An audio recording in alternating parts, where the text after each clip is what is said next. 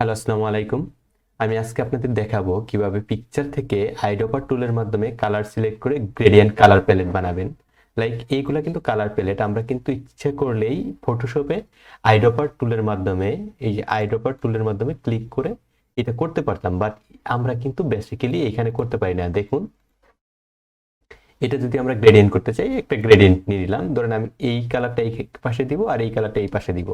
So দেখেন, আমি যখন এইখানে যাচ্ছি, এটা সিলেক্ট করলাম, তারপর যখন এটা সিলেক্ট করছি, আমার কিন্তু এটার এই সিলেক্টটা থাকতেছে না, দেখছেন? এটা সলিড হয়ে যাচ্ছে।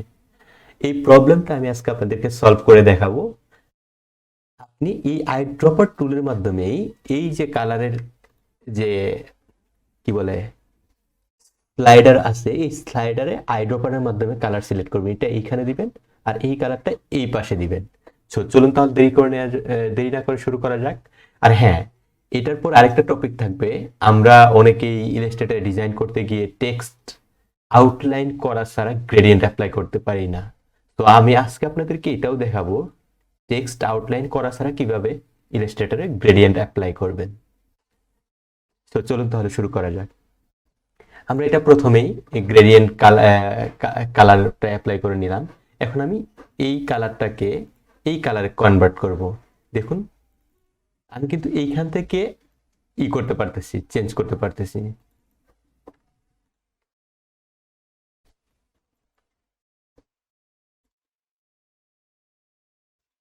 দেখুন, আমি কিন্তু এইখান থেকে এইভাবে চেঞ্জ করতে পারতেছি, বাট এখান থেকেও কালার সোয়াচ দিয়েও চেঞ্জ করতে পারতেছি। আমি তো সোয়াচ বানাই তো কালার অ্যাপ্লাই করতে পারবো, বাট আইড্রপার টুল দিয়ে কিন্তু আমি এটা সিলেক্ট করতে পারতেছি না। দেখছেন, এটা কিন্তু সলিড অ্যাপ্লাই হয়ে যাচ্ছে।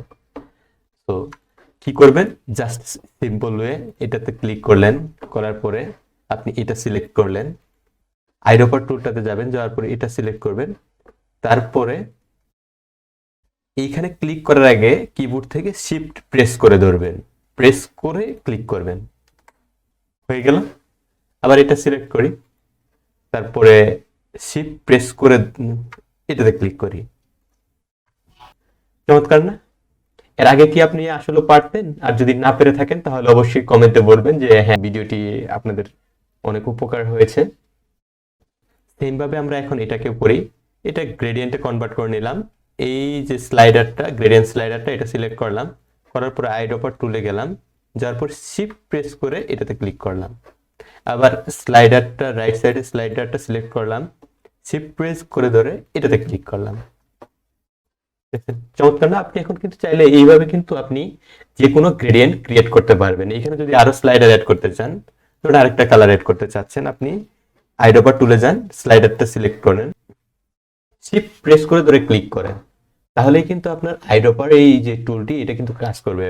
আর আদারওয়াইজ শিফট ধরা ছাড়া দিলে দেখেন কি হয়। আমি এটাতে গেলাম, এই যে স্লাইডারটাতে ক্লিক করলাম, দেখছেন এটা সলিড অ্যাপ্লাই হচ্ছে কিন্তু।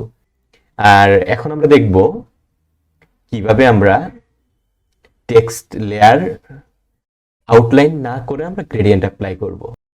আমাদের এখানে একটি টেক্সট লেয়ার আছে, দেখুন এটা কিন্তু আউটলাইন করা, আর এটাতে কিন্তু চাইলে আমি এই গ্রেডিয়েন্টটা দিতে পারতেছি, রাইট? এটা দিতে পারতেছি, বাট এখন প্রবলেমটা হয় যখন আমরা টেক্সট লেয়ারে যাই, যাওয়ার পরে যখন আমরা গ্রেডিয়েন্ট অ্যাপ্লাই করতে চাই, তখন গিয়ে দেখি আর গ্রেডিয়েন্ট অ্যাপ্লাই হয় না। দেখুন, এটা ব্ল্যাক কালার কিন্তু অ্যাপ্লাই হচ্ছে, এখানে কিন্তু কালার দেখাচ্ছে, বাট এখানে কিন্তু কালার শো করতেছে না। তো আমরা কি করব, আমরা জাস্ট উইন্ডোজ থেকে অ্যাপিয়ারেন্স প্যানেলে যাব।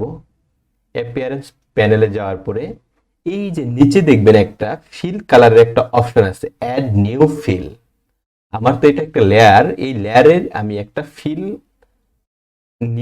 নিউ ফিল অ্যাড করব, ক্লিক করে নিব, তারপর আমি আইড্রপারে যাব, এখন গিয়ে একটা ক্লিক করে দেন। দেখেন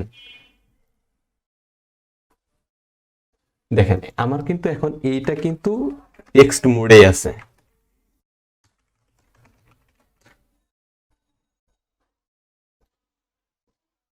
বিষয়টা চমৎকার না সত্যি?